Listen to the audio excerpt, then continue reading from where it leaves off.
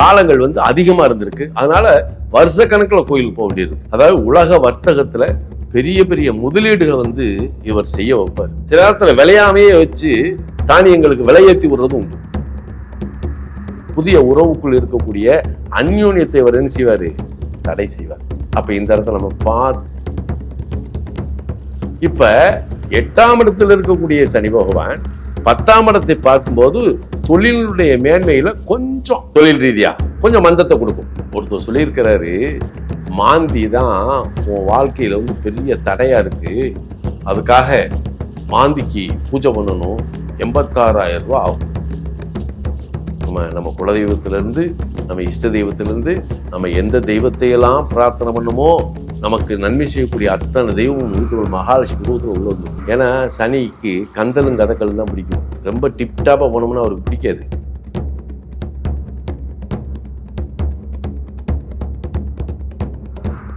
ஒரு கூட்டத்தெல்லாம் கூட்டிக்கிட்டு 10-100 பேரை கூப்பிட்டுக்கிட்டு நீ இப்படி பாடு, இப்படி செய், இப்படி பண்ணி எல்லாத்துக்கும் ஒரே வழிபாடு என்னைக்கும் ஒத்து வராது.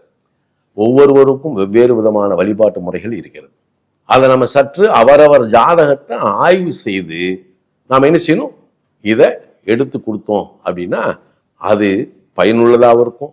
அதே மாதிரி மக்கள் எப்படி இருக்காங்க அப்படின்னா, இன்னைக்கு கோயிலுக்கு போயிட்டு வந்த உடனேயே நாளைக்கே அந்த பலன் தெரிஞ்சிடணும் அப்படின்னு எதிர்பார்க்குறாங்க. சில பேர் இதுக்கு வந்து உதாரணமாக சொல்லணும்னா, ஆலய வழிபாட்டுக்கு எல்லாருமே போகிறோம். இந்த ஆலய வழிபாட்டுக்கு ஒரு ஜோசியர் என்ன செய்யறாரு, அம்மா இந்த மாதிரி ஆலயத்துக்கு போங்க, இந்த மாதிரி வழிபாடு பண்ணுங்க அப்படி சொல்லும்போது ஒரு சிலர் பார்த்தீங்கன்னா சரி போகும்போது ஒரு 4 மாதம் 6 மாதத்துலேயே அவங்களுக்கு அவங்களுடைய வாழ்க்கை தன்மையை மாற ஆரம்பித்து பலனளிக்க ஆரம்பிச்சிடும். பல வருடங்களாங்க சிலர் வந்து கோயிலுக்கு போய் எந்த பலனும் இல்லைன்னு சொல்லி சலிச்சுக்கிறதும் உண்டு. இதுக்கு காரணம் என்னன்னா, நம்ம கர்மவினையினுடைய அளவுகோல் தான். நமக்கு ஆலயத்துக்கு செல்ல செல்ல செல்ல செல்ல நம்ம கர்மவினை கழியும். அப்ப அந்த கர்மவினையினுடைய அளவுகோல் வந்து அவர்களுக்கு கொஞ்சமா இருந்திருக்கு. அதனால போன உடனே அவங்களுக்கு கை மேல பலன் கிடைச்சிச்சு. இவர்களுக்கு கர்மவினை காலங்கள் வந்து அதிகமா இருந்திருக்கு. அதனால வருஷ கணக்கில் கோயிலுக்கு போக வேண்டியது. அப்ப இதை தெரிஞ்சு நாம புரிஞ்சுக்கிட்டு நாம ஒவ்வொரு ஆலய வழிபாடு செய்யறோம், நித்திய வழிபாடு செய்யறோம் அப்படின்னா நமக்கு கை மேல ஒரு பலன் உண்டு. இப்படி நாம எல்லா ஜாதகத்தை எடுத்தாலும் சரி, அதுல கிரக நிலைகளை நம்ம ஆய்வு செய்யணும். கிரக நிலைகளை ஆய்வு செய்யணும். இது பார்த்தீங்கன்னா ஆய்வு செய்து அதுக்கு ஒரு வழிபாட்டு முறைகளை நாம தனித்தனி முறையாக எடுக்கணும். எடுத்து நீங்க அதுக்கு தகுந்த மாதிரி நீங்க வாழ்வியலை கடைபிடித்தால் உங்கள் வாழ்வு வளமும் நலமும் செல்வ செழிப்பும் யோகமும் ஆரோக்கியம். இதுல வந்து என்ன தெரியுமா, இதே சுக்கிரன் தான் 6 கூடையவர் தான் ருணரோக ஸ்தானாதின்னு சொல்லுவோம். ஆனா அந்த சுக்கிரன் 2ல உட்கார்ந்து செவ்வாசாரம். அப்ப ஆரோக்கியம், திடகாத்தம், செல்வ வளம், செல்வ செழிப்பு, குழந்தை செல்வம், வெற்றி, செய்தொழில் மேன்மை, உத்தியோக மேன்மை. அப்ப ஒரே ஒரு வழிபாட்டு முறையில் நம்ம என்ன செய்யறோம்? சகலத்தையும் இதை கொண்டு வந்துடுறோம். இப்படித்தான் இதற்குள் நுட்பமாக சூட்சமாக வழிபாட்டு முறைகள் நம் ஜாதகத்தில் அமைந்திருக்கிறது. ஆகையால் அதை கண்டு தெரிந்து நாம் வழிபட்டால் நம் வாழ்வும் வளங்கொழிக்கும், சகல நன்மைகளையும் இந்த பிரபஞ்சத்தில் அடையலாம். எல்லோருக்கும் நல்ல ஒரு மகிழ்ச்சியும் சந்தோஷமும் கிடைக்கும். பிரபஞ்சம் யாருக்கும் எதையும் மறுப்பதில்லை. அதை உணர்ந்து செயல்பட்டால் பிரபஞ்சம் உங்களுக்கு அள்ளித்தர தயாராக இருக்கிறது. என்ன நேயர்களே, இந்த மாதிரியா உங்க ஜாதகத்தை ஆய்வு செய்யறதுக்கு நீங்க என்ன செய்யணும்?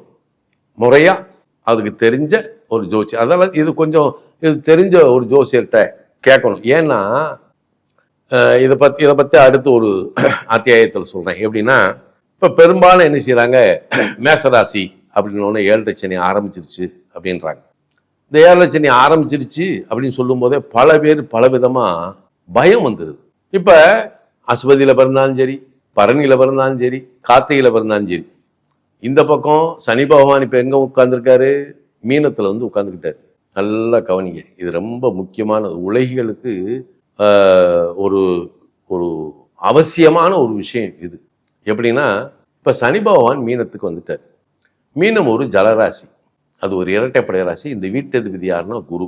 இப்ப இந்த சனி பகவான் இந்த வீட்டுக்கு வந்தவொடனே இந்த வீட்டை வந்து இவர் தான் எடுத்துக்கிறார்.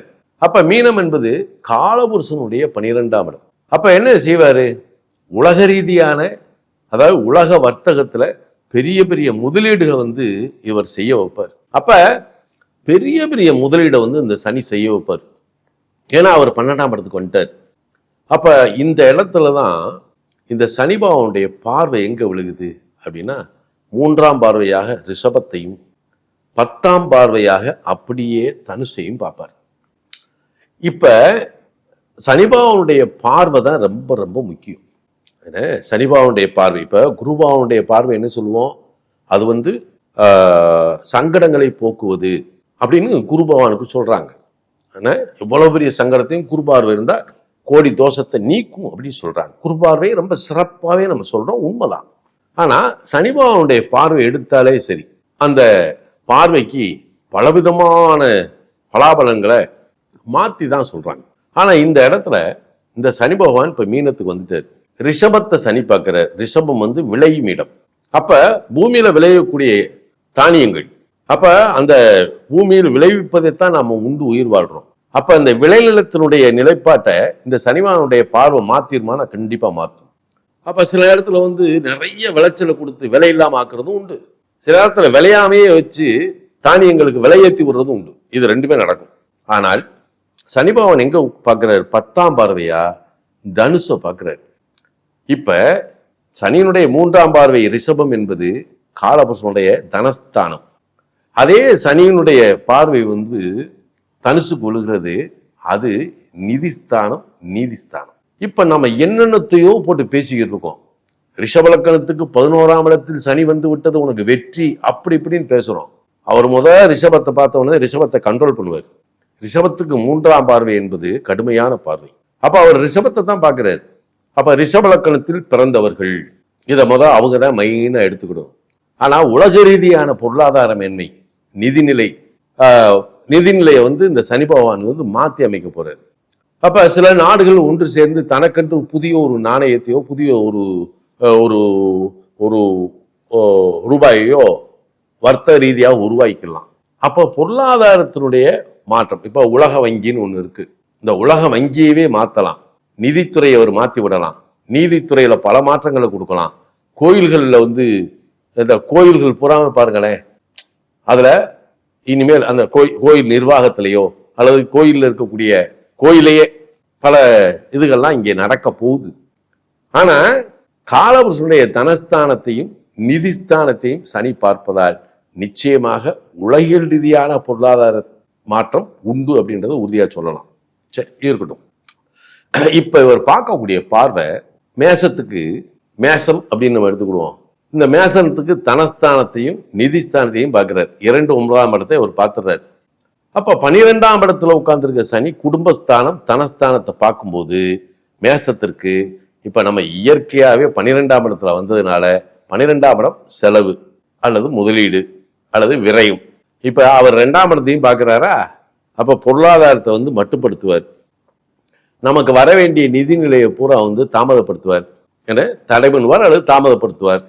இப்ப நாம இயற்கையாக நமக்கு ஒரு சில சிரமங்கள் வரும் மேசத்துக்கு. அப்ப இத விரையச்சனி அவர் என்னை ஆட்டை படைச்சிட்டார் அப்படின்னு நம்ம இயற்கையா சொல்றது உண்டு. ஆனா இது இயல்பாவே இருக்கு. அப்ப இந்த இடத்துல இந்த மேசம் அப்படின்னு மேசத்துல பிறந்தவங்க புதுசா ஏதாவது தொழில்துறையில இன்வெஸ்ட் பண்ணணும், கொஞ்சம் பார்த்து பண்ண வேண்டியதுதான். இப்ப மாணவர்கள் இருக்கிறாங்க, திடீர்னு வந்து வெளிநாட்டுக்கு போக வேண்டியது வந்துடுது, வேலைக்கு போக வேண்டியதானே. அப்ப இந்த மாதிரியான சில மாற்றங்கள் வரும். இதுல நாம கவனிக்க வேண்டியது என்ன அப்படின்னா, இப்ப புதுசா ஒரு கல்யாணம் பண்ண போறோம். ஒருத்தவங்களுக்கு கல்யாணம் பார்த்துக்கிட்டு இருக்கோம், பொண்ணு பார்த்துக்கிட்டு இருக்கோம். மேச லக்கணத்துல பிறந்தவங்களுக்கு இந்த 12ஆம் இடத்துல வந்து அயனசேன போகஸ்தானம் சொல்லக்கூடிய இடத்துல வந்து சனி உட்கார்ந்துருக்காரு. இப்ப அவர் இந்த அயனசேன போகஸ்தானத்தை வந்து தடை பண்ணுவார். அப்ப இந்த இடத்துல கல்யாணம் நடக்கும்போது அந்த கணவன் மனைவி என்ற புதிய உறவுக்குள் இருக்கக்கூடிய அந்யோன்யத்தை அவர் என்ன செய்வாரு? தடை செய்வார். அப்ப இந்த இடத்துல நம்ம பார்த்து கல்யாணம் பண்றது பெஸ்ட். கொஞ்சம் தள்ளி போடுறது தப்பே கிடையாது.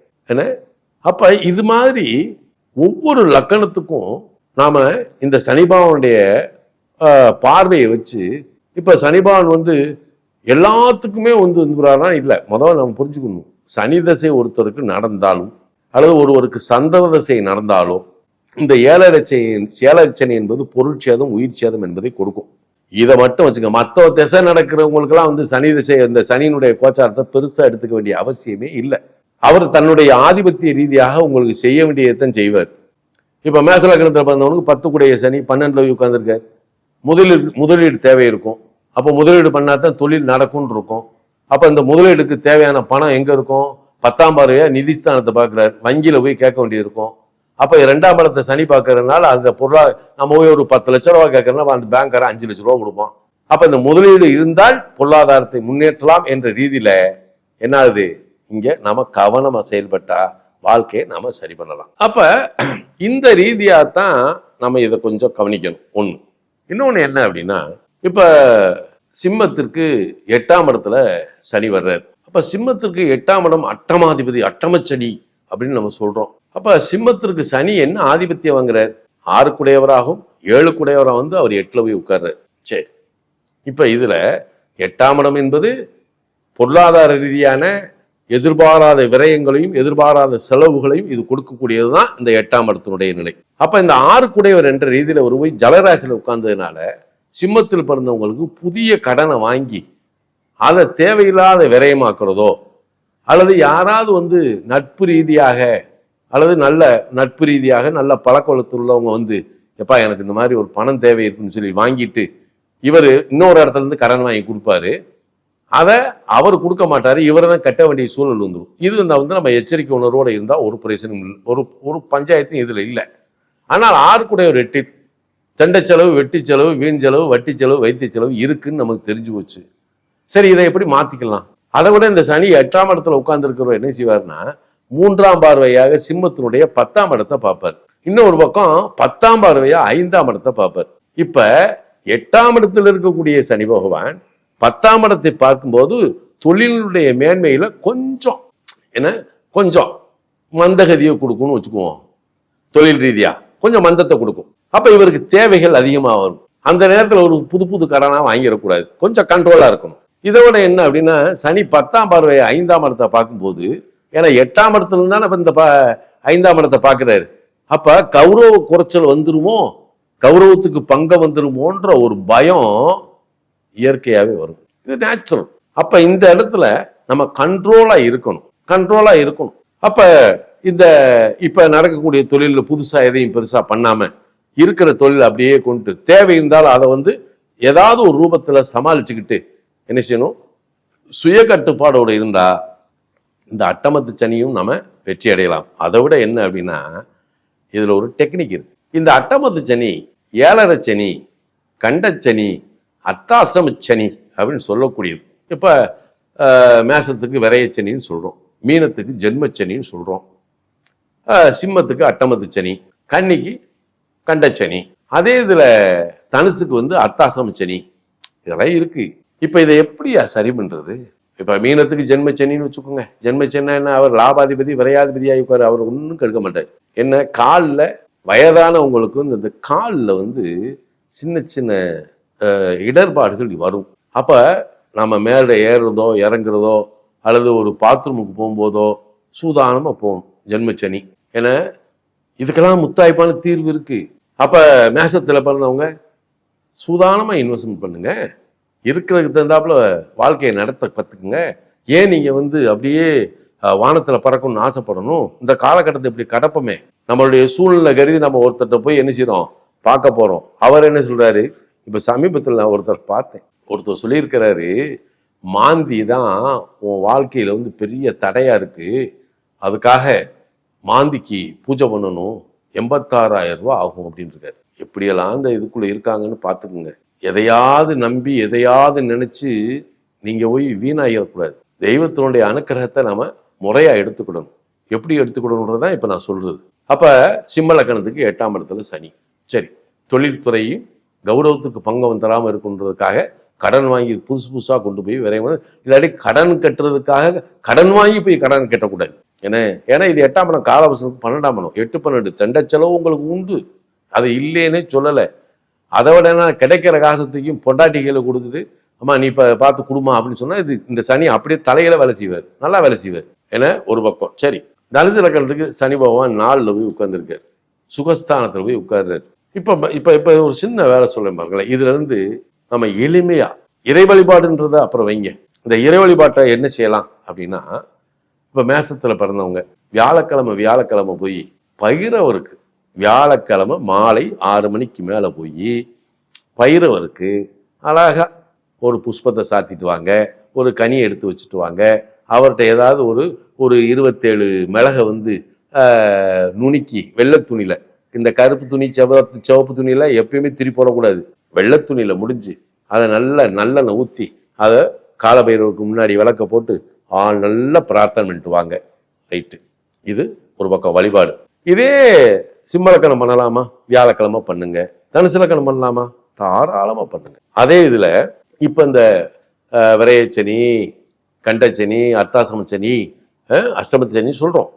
இதுக்கு உபாயம் ஒண்ணு இருக்கு. எப்படின்னா, இப்ப சனி பகவான் மீனத்துல உத்திரட்டாய் நட்சத்திரத்துல வந்துட்டார். அவருடைய சொந்த நட்சத்திரம் அது. சனி பகவானுக்கு அவருக்குரிய நட்சத்திரம் உத்திரட்டாய் நட்சத்திரத்துல நிக்கிறார். இப்ப என்ன செய்யலாம் அப்படின்னா, நான் ஏற்கனவே நான் மக்களுக்கு ஒரு விழிப்புணர்வு அப்படின்னு, இப்ப நான் சொல்றதெல்லாம் விழிப்புணர்வு தான். இதை செஞ்சா உங்களுக்கு பலன் உண்டு. இதை வச்சு நான் இன்னும் செய்ய போறது இல்லை. சகலவிதமான குற்றங்களையும், சகலவிதமான சங்கடங்களையும், சகலவிதமான தோஷங்களையும் போக்கக்கூடிய ஒரு அற்புதமான வழிபாடு தான் உத்திரட்டாதி நட்சத்திரத்து அன்னைக்கு. அந்த நட்சத்திரத்துக்குரிய விருட்சம் எதுனா வேம்பு. நம்ம வேப்பனை எடுத்துடணும். சனிக்குரியது மாலை நேரம், இரவுக்கு தான் அவர் சொந்தமானவர். அப்ப பகல் இரவாகக்கூடிய நேரம் வீட்டில் என்ன செய்யணும்? நல்ல மண் அகல்ல அருமையா ஒரு நல்ல திரிய போடு. திரிக்கெல்லாம் பெரியதில்லை, சாண நூல் திரிய போடுங்க. அதுல ரொம்ப கேட்குறாங்கப்பா, அதுல என்ன திரி போடணும் அப்படின்னு. ஒழுங்கா பஞ்சு திரிய போடுங்கடா. அந்த திரி இந்த திரின்னு போட்டு தேவையில்லாம குழப்பாதீங்க. அதுல அழகா ஒரு பஞ்சு திரியை போட்டு இந்த வேப்பனையை ஊற்றி நல்லா அழகா ஏற்றி விட்டு ஒரு மணி நேரம் 2 மணி நேரம் எரிஞ்சா கூட போதும். அந்த எண்ணெய் வத்துற அளவுக்கு எரிஞ்சா கூட போதும்ப்பா. அது பாட்டுக்கு எரியட்டும். சாயங்காலம் ஏற்றிட்டு ஒரு தீபாரதனை காட்டிட்டு ஒரு பிரார்த்தனை. இந்த வேப்பனை விளக்கு ஏற்றினோடனே இந்த இல்லத்துக்குள் வீட்டில் இருக்கக்கூடிய அனைத்து விதமான தீய சக்தியிலும் துண்டக்கானும் துணியக்கானும் ஓடி போயிடும். அப்படியே அந்த இடத்த பூரா கிளீன் பண்ணி விட்டுரும். மறுநாள் என்ன ஆகும்? அதை உத்திரட்டாதி இந்த விளக்கு போடுறோம். மறுநாள் இழுப்பு எண்ணெயை, அந்த ஏற்கனவே அதில் எண்ணெய் இருக்கும், அதில் இழுப்பெண்ணெயை கொஞ்சம் ஊற்றி விளக்கேற்றி விட்டணும். தீபாரதனை காட்ட வேண்டியது. ரைட். இதுக்கு அதை பண்ணணுமா, நெய்வேத்தியம்னா அதெல்லாம் தேவையே கிடையாது. 3வது நாள் விளக்கெண்ணெயை ஊற்றி ஏற்றணும். அப்போ விளக்கெண்ணெயை ஊற்றி ஏற்றும் போது என்னன்னா, நம்ம ஜென்மத்தில் இருக்கக்கூடிய செய்வினை குற்றங்கள் தான் நீங்கிடும். அதே மாதிரி அந்த வீட்டுக்குள்ள பார்த்தீங்கன்னா அருள் நிலையை கொண்டு வருவதற்குண்டான ஆயத்தங்களை கூட பண்ணிருங்க. இந்த விளக்கெண்ணெயில தீபம் ஏற்றும் போது ஐயோ அது அற்புதமானது. விளக்கெண்ணெயில தீபம் ஏற்றி பாருங்களேன், அந்த வீட்டுக்குள்ள மாற்றம் கண்டிப்பா உண்டு. ஏன்னா சகலவிதமான சக்தி படைத்தது இந்த விளக்கெண்ணெய். அப்ப மறுநாள் 4வது நாள் அழகாக அதுல நெய்யை அப்படியே விட்டு அப்படியே தீபம் ஏற்றணும். ஏற்றணும்னு தெய்வத்தினுடைய கடாட்சங்கள் பூரா உள்ள வர ஆரம்பிச்சிடும். உள்ளுக்குள்ள நம்ம குலதெய்வத்திலிருந்து, நம்ம இஷ்ட தெய்வத்திலிருந்து, நம்ம எந்த தெய்வத்தையெல்லாம் பிரார்த்தனை பண்ணுமோ நமக்கு நன்மை செய்யக்கூடிய அத்தனை தெய்வமும் வீட்டுக்குள் மகாலட்சுமி ரூபத்தில் உள்ள வந்துடும். அதுக்கு அடுத்து 5வது நாள் அழகாக தேங்காய் எண்ணெய் அதில் ஊற்றி அப்படியே தீபம் ஏற்றிட்டீங்கன்னா இந்த தேங்காய் எண்ணெய் என்ன செய்யும்? அந்த வந்த அற்புதமான அந்த நல்ல சக்தியிலையெல்லாம் ஒன்று திரட்டி அந்த இடத்துல ஸ்தாபிச்சு விட்டு போயிடும். இப்ப மறுநாள் அதுக்கு அடுத்த நாள் 6வது நாள் இப்போ எல்லா எண்ணெயும் இருக்கும் அதுக்குள்ள இல்லையா? எல்லா எண்ணெயும் ஊற்றி திரி ஏற்றி விட்டு சாயங்கால நேரம் நல்ல ஒரு காப்பிடி அரிசியில் சக்கரை பொங்கல் வச்சு அது ஒரு தாம்பாள தட்டில் இலையை வச்சு அதில் இந்த பொங்கலை கொட்டி நல்லா ஆற விட்டு நல்லா வெளியில் போகும்போது அருகும்புல் கொஞ்சம் வாங்கிட்டு வரணும். ஒரு 10 ரூபாய்க்கோ 5 ரூபாய்க்கோ வாங்கிட்டு அழகாக அந்த அருகும்புள்ளையை வச்சு அதுக்கு மேலே சத்துக்கு தகுந்தாப்புல உங்களுக்கு என்ன இருக்கோ மனசுக்கு பிடிக்குதோ 2 வாழைப்பழமோ 5 வாழைப்பழமோ 7 வாழைப்பழமோ 9 12 இதை வச்சு அழகாக நெய்வேத்தியம் பண்ணுங்க. உங்கள் குலதெய்வத்தை கும்பிடுங்க. அதுக்கப்புறம் உங்கள் முன்னோர்களை கும்பிடுங்க. அதுக்கப்புறம் அந்த நீங்கள் வசிக்கக்கூடிய பகுதியில் இருக்கக்கூடிய தெய்வத்தை நினச்சிக்கிட்டு நீங்கள் அதை தீபாரதனை காட்டுங்க. தீபாரதனை நெய்வேத்தியம் பண்ணிட்டு அதை கொண்டு போய் ஒரு பசுமாட்டுக்கு வைங்க. அந்த பசுவை சுத்த முடிகிற இடமா இருந்தா அந்த பசுவை 19 சுத்து சுத்தலாம். இல்லை சுத்த முடியாத இடம்னா சும்மா ஒரு 3 சுத்து சுத்திக்கங்க. சுத்திட்டு ஆத்ம சுத்தியோடு இது நீங்கள் இந்த தட்டை, அதாவது சில பேர் என்கிட்ட சொல்லும்போது ரொம்ப ஆச்சரியமா இருக்கு. எப்படின்னா, சாமி இதை நெய்வேத்தியம் பண்ணி நம்ம ஏரியாவில் பசுமாடு இல்லையே, எங்கே போய் கொடுக்குறது அப்படின்னு சொல்லி நினச்சி இந்த தட்டை தூக்கிட்டு வெளியே வரும்போது வாசல்லே பசுமாடு வந்து நிற்கிது சாமின்றாங்க. அப்போ அவங்கெல்லாம் ஆத்மார்த்தமாக செஞ்சுருக்காங்கன்னு அர்த்தம். இந்த ஆத்மார்த்தமாக செய்யும்போது பசு அங்கேயே வீட்டுக்கு வரும், அந்த அந்த இடத்துக்கே வரும். எப்படி கூட அந்த பசுமாடுக்கு போய் அதை வச்சு வழிபாடு பண்ணி பாருங்களேன். இது சர்வ நிலைகளையும் குணப்படுத்தக்கூடியது. இதை செஞ்சாலே போதும், இந்த எந்த சனியாக இருந்தாலும் சரி இதில் விலகிடும். ஒன்று.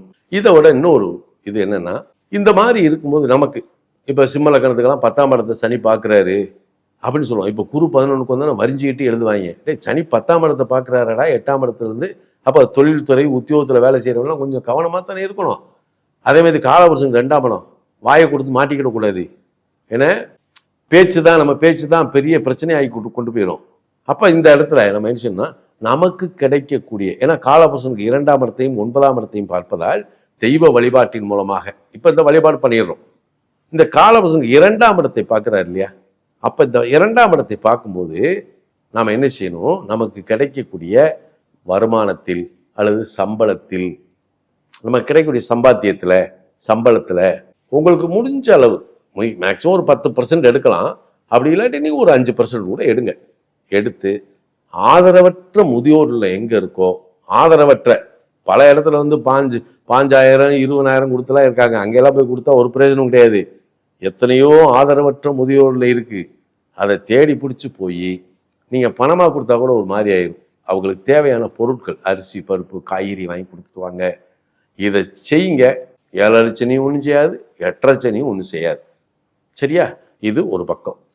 இன்னொரு பக்கம் என்ன அப்படின்னா, ஒரு பச்சை குழந்தை மேசத்தில் பிறந்திருக்கு, சிம்ம ராசியில் பிறந்திருக்கு, தனுசு ராசியில் பிறந்திருக்கு. அப்போ இது ஜோதிடர் வந்து பயமுறுத்துகிற மாதிரி தான் பேசுவாங்க. அப்படி பண்ணி போடும், இப்படி பண்ணி போடும், அதை பண்ணி போடும், இதை பண்ணி போடும் எல்லாம் சொல்லுவாங்க. சிறு குழந்தைகளுக்கு நோய் வருவது இயற்கை. வந்து செரிமான கோளாறு ஆயிடுச்சுனால எல்லாமே வந்துடும். சில குழந்தைகளுக்கு காய்ச்சல் வரலாம், சில குழந்தைகளுக்கு நீர்க்கடுப்பு வரலாம், சில குழந்தைகளுக்கு வந்து அந்த கால்களில் வந்து ஒரு மாதிரி மாறுபாடு வரலாம். இதெல்லாம் வந்து இயற்கையாக இருக்கலாம். இதெல்லாம் ஒன்றும் இல்லை. இதை எப்படி சரி பண்ணிடலாம்? நம்ம பெரிய ஆளு முதற்கொண்டு சின்ன குழந்தை முதற்கொண்டு நம்ம படுக்கிற இடத்துல நமக்கு ஏசி ரூமு, கட்டில், பஞ்சு மெத்தை இருக்கலாம் ஐயா. அது நம்ம வசதி வாய்ப்பை பொறுத்து தான். அதில் பழைய சமுக்காலம், பழைய துணிமணியில் ஏதாவது கிழிஞ்சது இருந்தால் அந்த கிழிசலை எடுத்து விரித்து அதுக்கு மேலே ஒரு துணியை போட்டு அதுக்கு மேலே நீ படுத்துட்டீங்கன்னா, நம்ம படுத்துட்டோம்னு வைங்க. ஏன்னா சனிக்கு கந்தலும் கதக்கலும் தான் பிடிக்கும். ரொம்ப டிப்டாப்பாக போனோம்னா அவருக்கு பிடிக்காது. எளிமையை கடைப்பிடிச்சிட்டோம்னா சரி அள்ளி கொடுத்துட்டு போயிடுவார். அப்போ இந்த மாதிரி இல்லாட்டி கிராமத்தில், சார் நீங்கள் நகரத்தில் வாழ்கிறவங்க தான் சொல்கிறீங்க, கிராமத்தில் இருக்கிறவங்க சொல்லுங்கள் சார், நாங்கள்லாம் வந்து மண்தரையில் தான் படுக்கிறோம், பாயை வச்சு படுறோம். ஆமாடா, நீ பாயை வாங்கு, தண்ணியில் முக்கு, காய போடு, நொறுக்கு, பிஞ்ச வாயில் படு, பிரச்சனையே இல்லையா? பிஞ்ச வாயில் படித்தா சனி பகவான் அள்ளி கொடுத்துட்டு போயிடுவார். ஏன்னா அதனால் அவருக்கு பிடிக்கிறதெல்லாம் எளிமை. அந்த எளிமையை கடைப்பிடிப்பவனுக்கு மிகப்பெரிய இனிமையை கொடுப்பார். அப்போ 7 சனியிலிருந்து நாம் தப்பிக்கிறதுக்குன்னு நினைக்கக்கூடாது. பாதுகாப்பது, அந்த சனிபகவானுடைய அனுக்கிரகத்தை நாம் எப்படி பெற்றுக்கொள்வது இதை மட்டும் நீங்கள் செய்யுங்களேன். உங்கள் வாழ்க்கையில் எவ்வளோ பெரிய மாற்றங்கள் கிடைக்கின்றத நீங்கள் உணரலாம், பார்க்கலாம். இதுதான். ஏன்னா எந்த விதமான 7 சனிக்கும் நீங்கள் பயப்படவே கூடாது. சரியா? இதை கடைப்பிடிங்க. உங்கள் வாழ்க்கையில் நல்ல மாற்றம், முன்னேற்றம், வளம், செல்வம், ஆரோக்கியம், ஐஸ்வர்யம் தானாக வரும். செல்வ வளம் கொளிக்கும். என்ன நண்பர்களே, அனைவருக்கும் ஆஸ்கஸ்டோ நேயர்கள் அனைவருக்கும் நான் வணங்கும் வல்லாடி சித்தர் சாதுசம்பர சுவாமிகளுடைய அருளோடு நல்ல வளமும் நலமும் வந்தருள வேண்டுமாய் வேண்டிக் கொள்கிறேன். நன்றி, நன்றி, நன்றி. வாழ்த்துக்கள்.